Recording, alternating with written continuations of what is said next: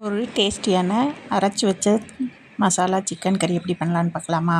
அதுக்கு முன்னாடி என்னோடய சேனலை பார்க்குறவங்க கொஞ்சம் சப்ஸ்கிரைப் பண்ணிவிட்டு பாருங்கள். எனக்கு அது ஒரு என்கரேஜிங்காக சப்போர்ட்டிங்காக இருக்கும். தொடர்ந்து பாருங்கள்.